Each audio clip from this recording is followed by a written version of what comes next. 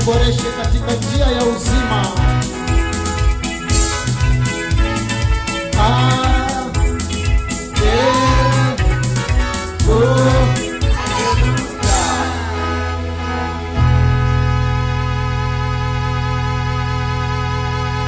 Pigia Yesu Kristo makofi. Bwana Yesu asifiwe. Wacha tuombe. Mungu, na kushukuru Baba wa uzima wa mbinguni katika jina la Yesu Kristo. Baba, ni majira mengine tunapoenda kumega neno lako. Wacha Baba Roho wako akawe mwalimu kwetu. Roho wako Baba akawe mshauri. Karibu ndani ya roho zetu Baba, na neno lako likawe chemchemi ya uzima, na likatuadibishe katika njia yako kwa ajili ya utukufu wa jina lako. Ninazozipinga ni kazi za shetani na ajenda zake juu ya ibada hii na hata juu ya wanao. Ninapinga njama za shetani, ninapinga uovu wake, ninapinga mipangilio yake katika Baba. Kamata anga zote mikononi mwako, tukaweze kuwa shwari. Utukufu na heshima kurudie wewe. Ni kwako Yesu Kristo nimeomba na kusadiki.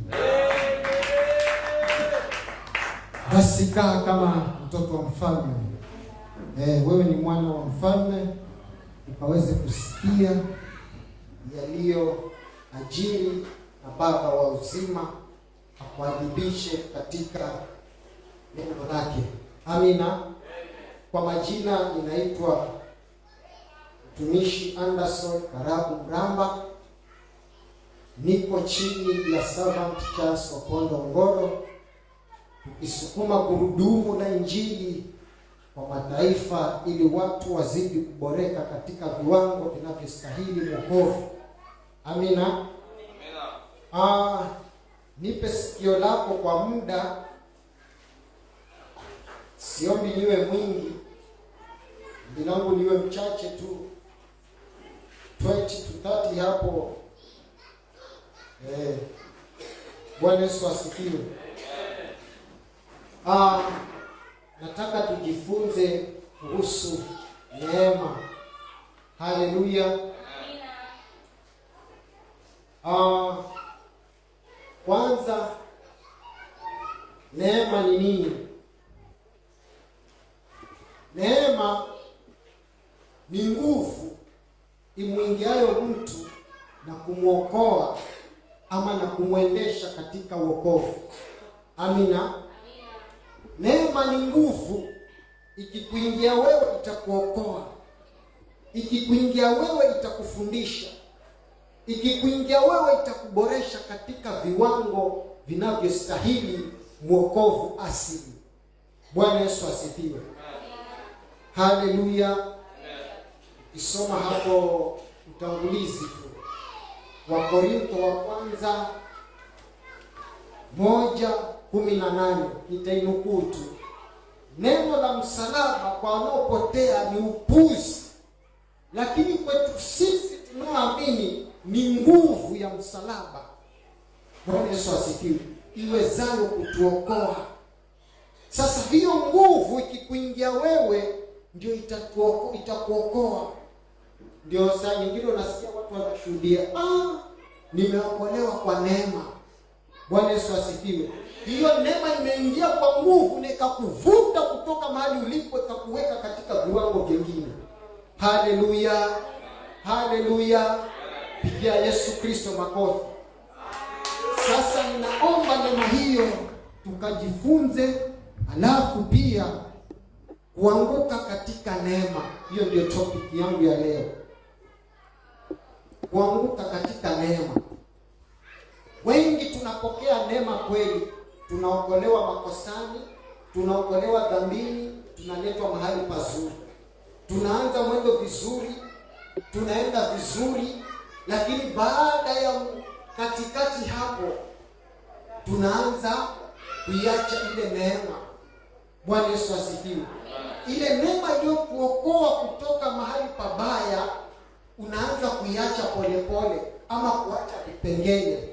Basi ukiona unaanza kuacha vipengele, jua hiyo neema inashuka ndani yako. Bwana Yesu asifiwe. Lakini leo nimekuja niongeze tena nguvu kwa jina la Yesu Kristo. Pokea nguvu ya neema kwa jina la Yesu Kristo. Tito 2. Wacha nianze na hapa. Tito 2 mstari wa 11 mpaka 14. Kuna maneno mazuri pale. Anatuelezea kuhusu neema iokoayo wanadamu. Kitabu ni Tito mlango wa 2 mstari wa 11 inasema nini? Maana neema ya Mungu iwaokoayo wanadamu wote. Maana neema ya Mungu iokoayo wanadamu wote imefunuliwa. 12. Ndio. Nayo yatufundisha kukataa ubaya. Nayo inafundisha sisi kukataa ubaya. Bwana Yesu asifiwe. Amina. Na tamaa za kidunia. Tupate kuishi kwa kiasi. Na haki. Na utauwa. Na katika ulimwengu huu wa sasa. 13. Ngoja kidogo, twende pole pole. Bwana Yesu asifiwe. Piga pause kidogo.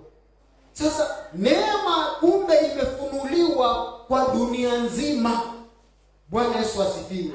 Si kwa wewe peke yake, ni kwa ulimwengu wote. Atakaye kubali hii neema ikaweze kumuokoa, Bwana Yesu asifiwe, kutoka katika ule ubaya na umuvute katika uzuri wa Bwana. Haleluya. Na inapomuokoa katika uzuri itamfundisha. Haleluya. Inakufundisha wewe kukataa mabaya na ukatende mazuri ya kumpendeza Yesu Kristo. Hii neema ni mwalimu. Hii neema ni nguvu. Ikikuingia wewe utapata nguvu ya kujua hii ninayofanya kumbe haisaidi yampendezi Mungu. Bwana Yesu asifiwe. Haleluya. Haleluya. Kwa hivyo kama neema imeanza kupungua kwako wewe, utaanza kuweka vipengele ambavyo haviko ndani ya wokovu wako. Haleluya. Tuko pamoja. Sasa ukiona umeanza kuingiza kipengele ambacho si cha Mungu, neema imeanza kushuka. Haikufundishi wewe, bali ni ile neema ya muovu shetani inayokufundisha wewe. Bwana Yesu asifiwe. Tuko pamoja. Bwana anaweza, mwachie yeye atawale.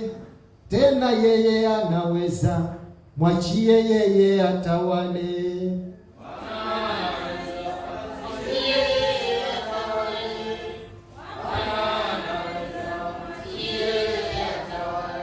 Neema ya Mungu ikikuingia wewe siku zote, hata unatembea namna hii, inakufundisha usimkasirikie mwenzako. Nisimchukie yule. Bwana Yesu asifiwe. Wacha huyu ni muonye. Wacha huyu ni murekebishi. Sasa inakuongoza wewe utembee katika usawa. Bwana Yesu asifiwe. Kwa njia nyingine inachunga maovu, inayasukuma nje, inakaribisha mema, uzidi kutenda mema. Haleluya. 13 inasema nini? 13 inasema tukitazamia tumaini lenye baraka na mafunuo ya utukufu wa Kristo Yesu. Kumba hii neema inafunua utukufu wa Yesu Kristo.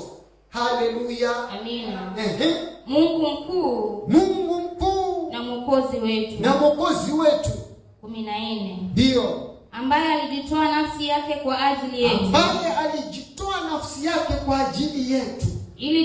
Ili atukomboe na maasi yote. Ili atukomboe katika maasi yote. Na kujisafishia watu wawe milki yake mwenyewe. Ndio. Wale walio na juhudi katika matendo mema. Tosha. Sasa wewe tayari roho wako hapo akushauri ama akufundisha. Je, mimi saa hii vile umekaa, neema iko ama imeshuka? Bwana Yesu asifiwe. Haleluya. Haleluya. Kama iko huwa inakushauri mema. Haleluya. Inakufundisha hii nifike kanisani saa 3. Hapana, si vyema. Kazini ninaenda saa 4, saa 1:30 nimefika kazini, lakini kwa Mungu ninaingia saa 3. Si vizuri. Sasa hii neema inakufundisha afadhali nirauke kwa Mungu, iwe kipawa mbele. Bwana Yesu asifiwe. God first. Sasa ile neema inakufundisha, mimi nitakuwa ninaingia hekaluni saa 1. Mimi nitakuwa ninaingia hekaluni saa 1:10. Bwana Yesu asifiwe. Sasa kumbuka, Roho wa Bwana ana nguvu, yuko ndani yako, anakufundisha. Haleluya. Lakini ukijaona nasema hapa nikiingia saa 4, saa 5, si mbaya, bora nikasikize tu pale nipate sifa 2, alafu sikie neno dakika 2, si mbaya. Takuwa mchungaji ameniona, nimeonekana na Juliet pale, si mbaya. Wacha niende saa 4. Bwana Yesu asifiwe. Kubali hii nguvu ikuingie, kuokoe sasa. Bwana Yesu asifiwe. Haleluya. Wagalatia 5:4-5, hiyo mistari 2. Sasa nazungumzia wale wanaoanguka katika neema. Alafu turudi katika Agano la Kale. Nimeanza na Agano Jipya, turudi katika Agano la Kale tupate vitabu viwili, nifunge mchezo tosha kwa leo. Bwana Yesu asifiwe. Soma hapo Wagalatia. Wagalatia 5:4-5. Kitabu na Wagalatia mlango wa 5 mstari wa 4 nasema, ndio, mmetengwa na Kristo. Mmetengwa na Kristo, ninyi mtakao kuhesabiwa haki kwa sheria. Ninyi mtakao hesabiwa haki kwa sheria. Mmeanguka na kutoka katika hali ya neema. Mmeanguka. Hapa kuna watu mara mbili. Kuna wengine wametengwa kwa ajili ya Yesu Kristo, na kuna wengine wameanguka katika hali ya neema. Katika hali ya neema. Mstari wa 5. Ndio. Maana sisi kwa roho tulitazamia tumaini la haki. Maana sisi kwa roho tulitazamia tumaini la haki. Kwa njia ya imani. Kwa njia ya imani. Bwana Yesu asifiwe. Amina. Sasa hii imani ikikuingia ndio ikupayo nguvu ya ile neema. Sasa hii neema itakuwa ni mwalimu kwako. Wacha mimi katika jinsi Bwana ambavyo ameniokoa, wacha nimtumikie vyema. Bwana Yesu asifiwe. Nikiingia hekaluni, neema ya Bwana inifundishe kila wakati. Haleluya. Haleluya. Kutenda mapenzi ya Yesu Kristo, maana unapotenda mapenzi ya Yesu Kristo, neema huwa iko ndani yako, inakufundisha. Na kukataa, pengine unaweza kuja rafiki yako ama jirani yako ama hata pengine mgeni hapa.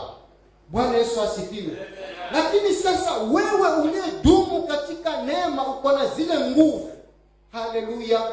Zile nguvu zinataka zimuingie yule mgeni, zimfundishe ili ukasafishe nia zake chafu, ukapate kumuingiza nguvu mpya itakayomwendesha katika wokovu wa Yesu Kristo. Haleluya. Lakini utashtukia yule ambaye ameokoka kitambo anageuzwa yeye nia zake. Bwana Yesu asifiwe. Mgeni ameingia leo ama amepatana na jirani huko, badala wewe ndio uliye na nguvu za Mungu umshawishi yule, yeye ndio anakushawishi wewe akuingize katika akili zako mambo ambayo hayafai. Haleluya. Ndio tunaambiwa tunaanza kuanguka pole pole. Bwana Yesu asifiwe. Huu jumbe nilipata kama miezi 2 iliyopita, nikao udokezea katika ibada ya katikati hapa. Bwana Yesu asifiwe. Lakini kisema wakati utafika, wakati ni leo. Jaribu neema ya Yesu Kristo ikufundishe wewe kukataa ubaya. wako akakushawishi. Bwana Yesu asifiwe. Unajua wana wa Israeli waliahidiwa nchi ya Kanaani. Bwana Yesu asifiwe. Sasa walipokaribia, walipoingia, walikuta ukuta wa Yeriko. Sasa wakaambiwa wauzunguke mara 7. Lakini watu pale wanaona wana wa Israeli wanazunguka tu. Wanazunguka tu, lakini wanasema wale ni wajinga. Wale ni wajinga, wachana na hawajua wanafanya. Wewe wanaangusha ngome yako. Bwana Yesu asifiwe. Wanakuangusha wewe uliyesimama. Sasa kama hauna nguvu za roho, wanaanza kukuzingira na kukuzunguka wakikuombea, aanguke huyu, aanguke Neema, aanguke Neema. Bwana Yesu asifiwe. Lakini kama wewe una nguvu za Yesu Kristo, wanaposema waanguke, miale ya moto inachipuka, inawarudia, inawachoma. Bwana Yesu asifiwe. Kwa sababu wanaoamini ni nguvu. Haleluya. Haleluya. Twende Kutoka 34. Wacha tuanze na Esther mwanzo, alafu nimalizie na Kutoka. Esther 2:17. Kuna hadithi pale nzuri. Esther anapata neema baada ya kula training kwa mjomba wake na kusikiza mausia ya mjomba wake. Bwana Yesu asifiwe. Sasa wacha nijieleze, alafu utasoma mstari mmoja, usitaki kuwa mwingi sahihi.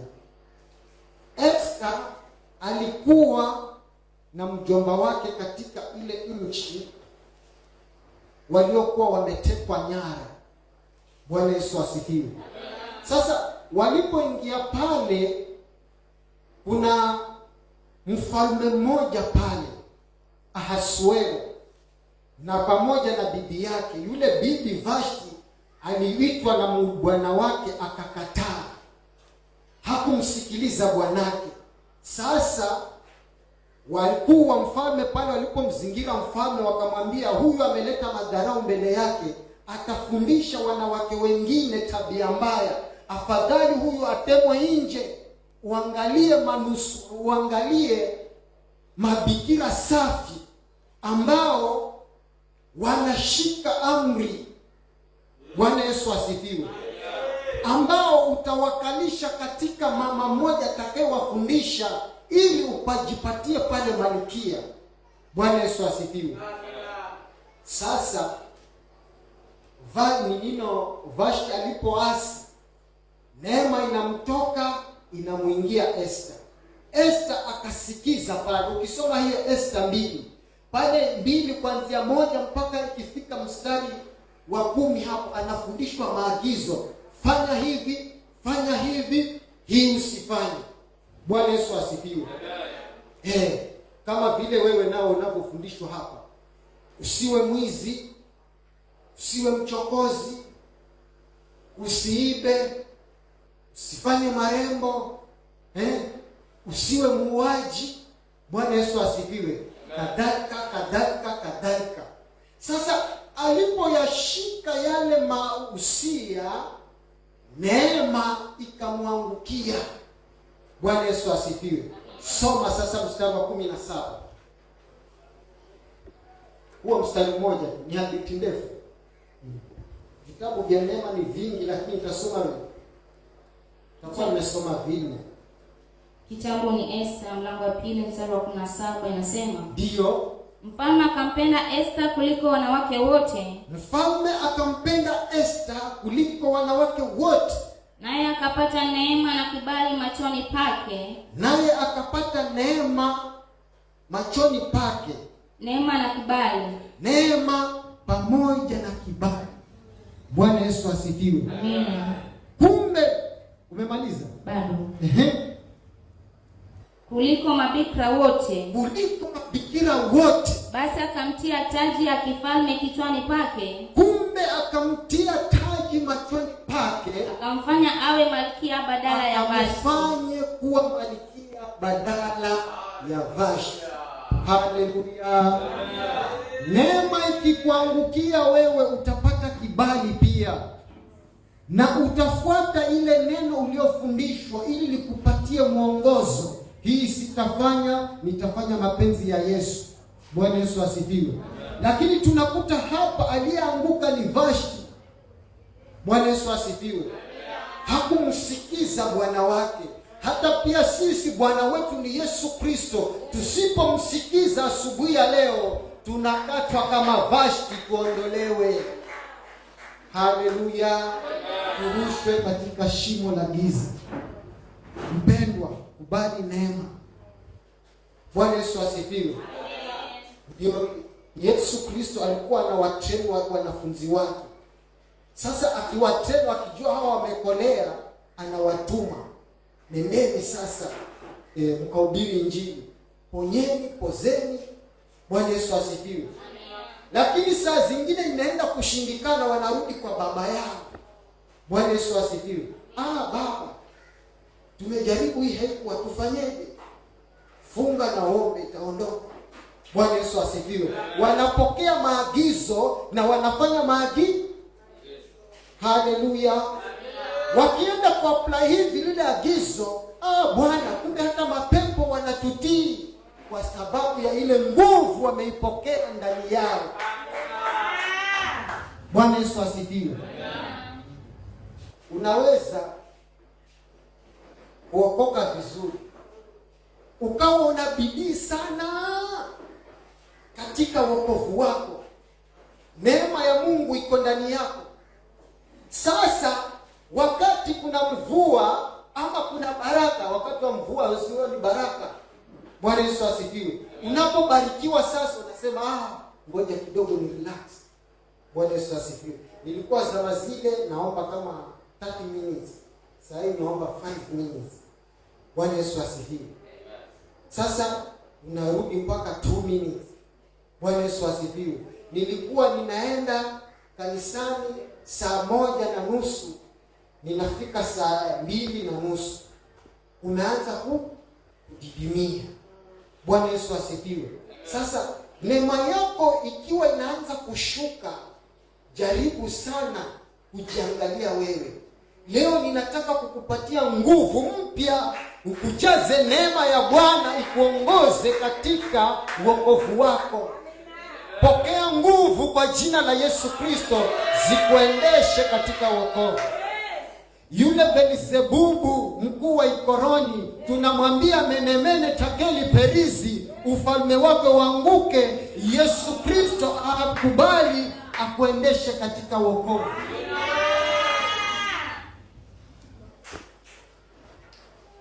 Haleluya. Haleluya.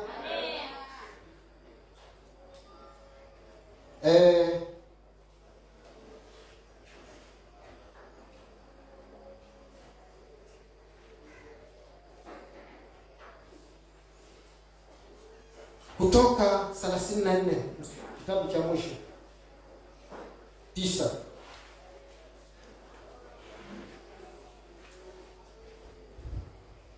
Kitabu ni kumalizie hapa. Kutoka 34 mstari wa 9 inasema. Hiyo inasema nini? Akasema, ikiwa sasa nimepata neema mbele zako, Bwana, nakuomba Bwana, uende kati yetu. Maana ni watu wenye shingo ngumu. Maana sisi ni watu wenye shingo ngumu. Ukasamehe uovu wetu na dhambi yetu.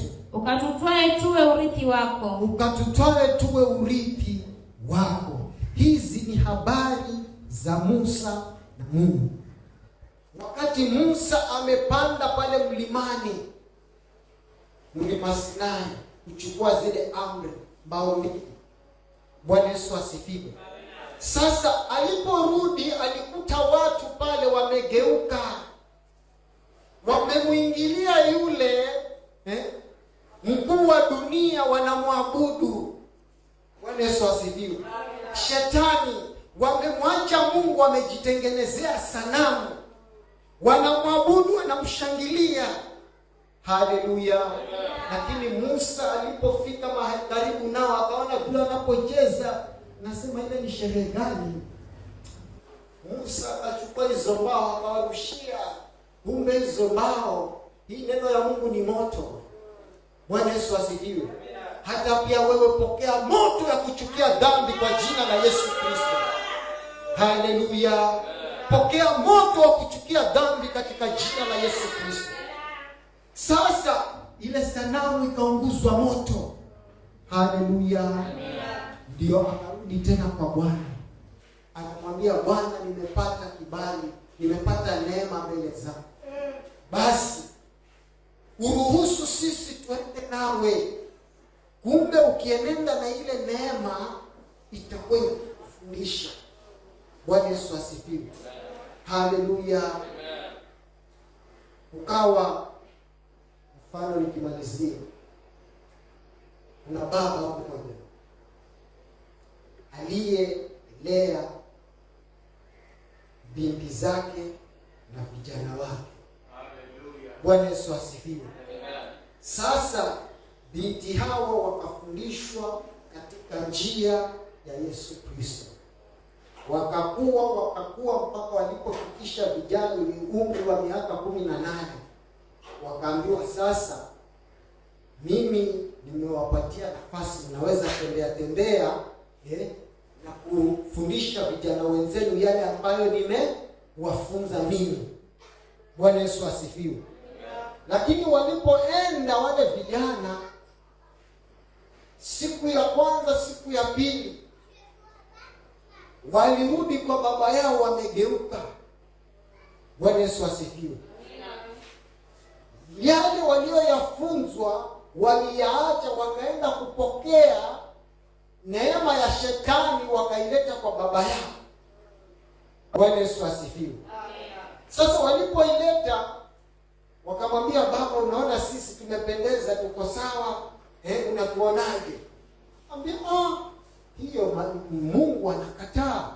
Mbona mwenende katika desturi hizo za kidunia? Kwa nini hamwezi kuenenda desturi ya Mungu? Bwana Yesu asifiwe. Haleluya. Hawakuzingatia, wakaanguka. Ndivyo tunafunzana siku ya leo, wewe na mimi. Neema ya Mungu isitoke ndani yako. Saa hii jaribu kujipima katika mizani yako, jiweke mkutano wewe na Mungu. Bwana Yesu asifiwe. Haleluya. Kama mimi nilikuwa nilianza hapa saa 1 zama hizo, nafika hapa. Bwana Yesu asifiwe. Lakini ujumbe huu nilipopata na miezi 2 nimechange vita bendi saa hii. Bwana Yesu asifiwe. Nimechange vita bendi. Saa 1 niwe hekaluni. Kuna mvua niwe saa 1 hekaluni. Bwana Yesu asifiwe.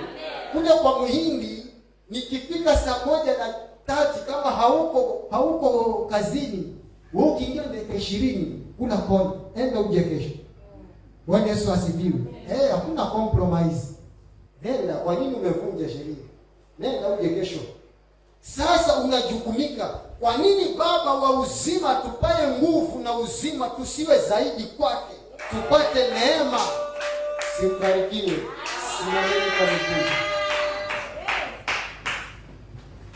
Wacha tuombe. Baba wa uzima, katika jina la Yesu Kristo, angalia Baba, tumejifunza kuhusu neema. Neema ni nguvu ingiayo mtu na kumwokoa na hata kumwendesha katika safari ya wokovu. Baba, tulianza vizuri katika neema yako, lakini saa hii kuna upungufu wa neema yako. Baba, ninaomba ujazo wa neema yako kuanzia sasa. Nguvu yako mpya Baba ikamiminike ndani yetu, ili Baba tukarejee neema yako ile ya kwanza. Utukufu na heshima ikurudie wewe. Ninayoipinga ni kazi ya shetani inayotuvuruta tusienende katika neema yako.